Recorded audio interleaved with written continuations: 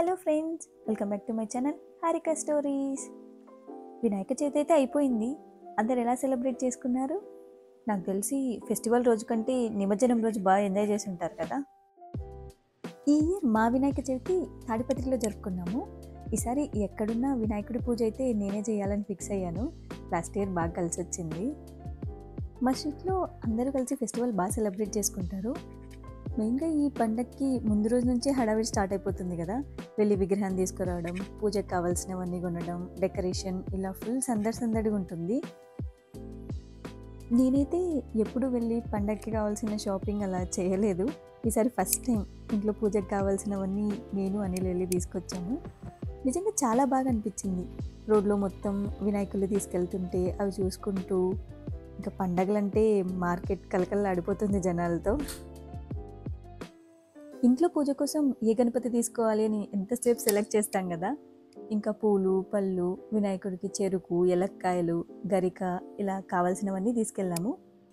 అందరూ కలిసి వీధిలో గణేష్ మండపం దగ్గర పూలమాలలు కట్టడం, డెకరేషన్ చేయడం, ఇలా తెలియకుండానే టైం అయిపోతుంది. అండ్ ఈసారి మనీష్ బర్త్డే వినాయక చవితి రోజే వచ్చింది. సో 12కి కేక్ కూడా కట్ చేయించాము.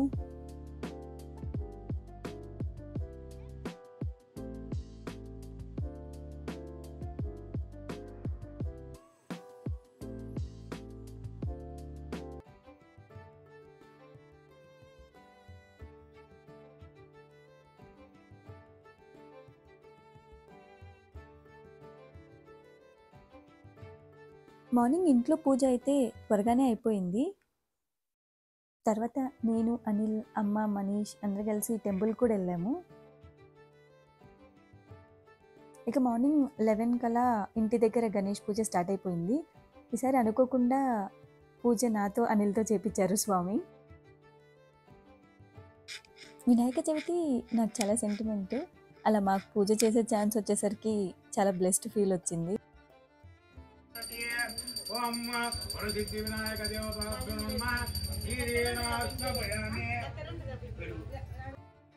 వీధిలో అందరు వచ్చారు పూజకి. చాలా బాగా జరిగింది.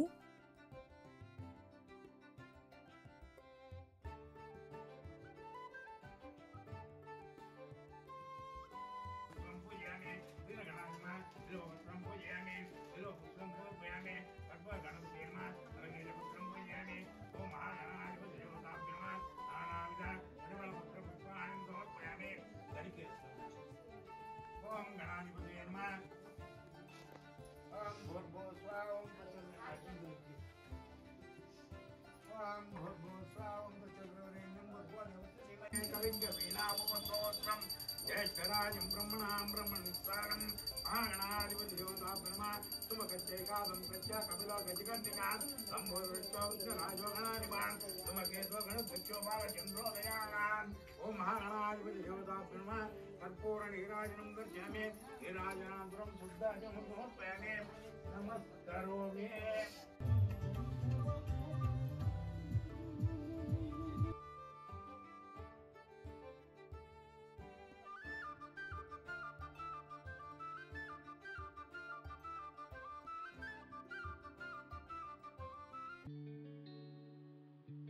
ఇంకా ఈవినింగ్ ఊర్లో గణేష్లను చూడడానికి వెళ్ళాము. ఇయర్కి క్రియేటివిటీ పెంచుతుంటారు కదా. మా ఊర్లో అయితే ప్రతి ఇయర్ ఖచ్చితంగా 2-3 వెరైటీ విగ్రహాలన్నా పెడతారండి.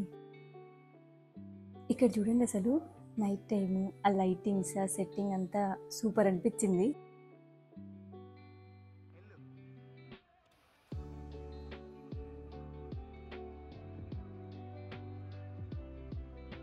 ఫస్ట్ అయితే eco friendly Ganesh. Eco friendly అంటే మట్టి విగ్రహం కాదండి, చెట్టు విగ్రహం. చాలా బాగా థింక్ చేశారు. మొత్తం సెట్టింగ్ కూడా ఊడలు అలా పెట్టి న్యాచురల్ ఫీల్ వచ్చేలాగా చేశారు.